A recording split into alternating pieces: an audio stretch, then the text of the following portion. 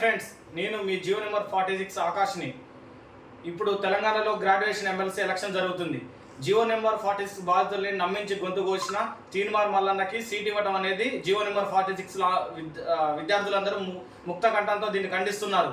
ఏనాడు తెలంగాణ విద్యార్థుల కోసం మాట్లాడని వ్యక్తి, ఏనాడు తెలంగాణ నిరుద్యోగుల పక్షాన పోరాడని వ్యక్తి, గ్రూప్ 1, గ్రూప్ 2, గ్రూప్ 3, డిఎస్సి, గురుకుల ఇలాంటి ఎన్నో సమస్యల మీద ఏనాడు మాట్లాడని వ్యక్తికి ఈరోజు కాంగ్రెస్ పార్టీ సీట్ ఇవ్వడం అనేది చాలా దౌర్భాగ్యం. నిరుద్యోగులను అవమానించడమే.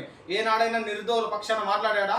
ఓయూలో విద్యార్థులు చెట్ల కింద తాగి టీ తాగుకుంటూ ఆడ సరదాలకు కబుర్లు చెప్పుకుంటూ ఉంటారని వాళ్ళని అవమానించిన వ్యక్తి, మొన్నటిదాకా కాంగ్రెస్ పార్టీని దూషించిన వ్యక్తి, రేవంత్ రెడ్డి అంతుంటుందా, ఇంత పొడుగుంటుందా, కోమటిరెడ్డి బ్రదర్స్ చైనా బ్రదర్స్ అని, మన ఉత్తమ్ కుమార్ రెడ్డి సార్ని డమ్మీ అని చెప్పి ఇలాంటి ఎన్నో కార్యక్రమాలు తిట్టిన వ్యక్తి, ఊసరవెల్లి రంగులు మార్చినట్టు పార్టీ రంగులు మార్చే వ్యక్తికి ఈరోజు సీట్ ఇవ్వడం అనేది చాలా బాధాకరం విషయం. కాంగ్రెస్ అంటే తిట్టిన వాళ్ళకేమో ఒక న్యాయం, వీళ్ళ కోసం కష్టపడి పనిచేసిన విద్యార్థులకేమో అన్యాయం చేస్తున్నారు. జియో నెంబర్ 46 బాధితులు అన్ని టీఆర్ఎస్ పార్టీకి వ్యతిరేకంగా కష్టపడి పనిచేసి ప్రభుత్వాన్ని తీసుకురావడంలో ముఖ్యమైన కృషి చేశారు. ఈ తీన్మార్ మల్లన్న ఏనాడైనా బయటకు వచ్చి పనిచేశాడా? ఎవరు చేయలేదు. అంటే తిట్టిన వాళ్ళకి, కాంగ్రెస్ పార్టీ వాళ్ళని బండబూతులు తిట్టిన వాళ్ళకే పదవులు ఇస్తారు. కాంగ్రెస్ పార్టీ అధికారంలో రావడం కోసం కష్టపడిన జియో నెంబర్ 46 బాధితులకు అన్యాయం చేస్తారు. జియో నెంబర్ 46 బాధితులు మీడియాకు పోతే బయటకు వెళ్ళదగిన వ్యక్తి. ఇదే పక్కనున్న సుదర్శన్ గౌడ్ జియో నెంబర్ 46 బాధితులను ఎట్లా పడితే అట్లా బూతులు తిట్టిండు. ఇలాంటి వ్యక్తికి మనం సీట్ ఇవ్వడం అనేది చాలా దౌర్భాగ్యంగా మేమందరం పరిగణిస్తున్నాం. వెంటనే కాంగ్రెస్ పార్టీ గనక తక్షణం ఈ నిర్ణయాన్ని వెనక్కి తీసుకోకపోతే జియో నెంబర్ 46 బాధితులు అలాగే తెలంగాణలో ఉన్న విద్యార్థులందరికీ చేతులు జోడించి అడుగుతున్నాను.